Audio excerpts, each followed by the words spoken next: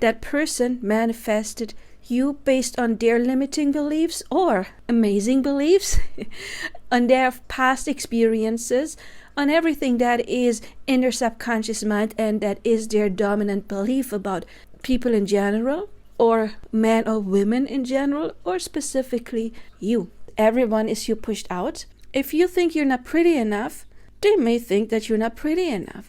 If they think that differences in religion are a problem, law of assumption, everyone is you pushed out, then they will think that as well. Or maybe they won't think it, but they still will fear it somehow. That fear that could come up in any other way, that people around them would mirror that back, like by, for example, saying, oh, you're different religions and this is not going to work out, or you're forbidden to do that. That is if they still have something unhealed when it comes to that specific topic or issue, whatever it is. But if you change your assumptions about yourself and you realize that you are this perfect divine soul that is having this physical experience, then guess what? Your person is going to notice that as well. They manifested you. They didn't manifest consciously or subconsciously. We always manifest. We can learn to manifest consciously, or we do it subconsciously on autopilot. Let's say there is this huge age gap.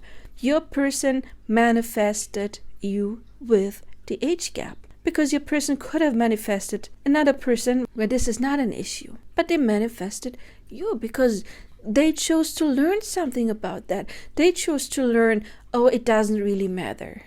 I still love her. Or him, of course. If there's different religions, your person manifested this situation as well, because there is some lesson within them.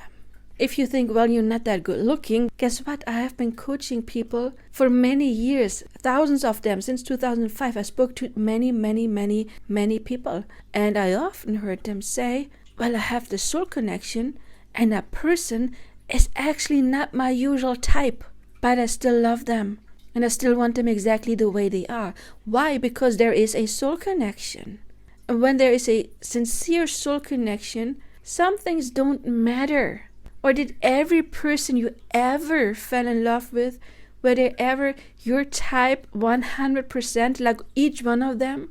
Or were some of them maybe not exactly your type, and then they grew on you, and then you all of a sudden loved everything about them?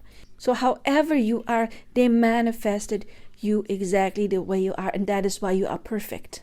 You're perfect because they're in your life right now. There's a version of them that is dealing with another version of you.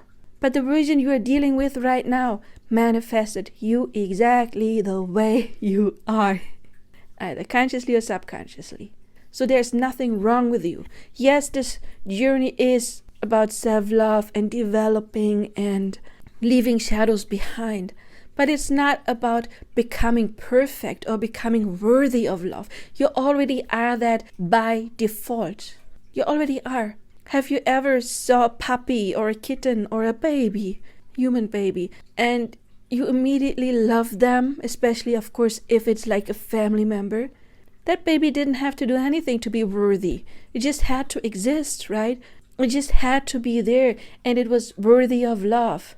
So when, in your opinion, did you stop being worthy? And your person is also spirit, and their spirit already loves and adores you. You don't have to do anything.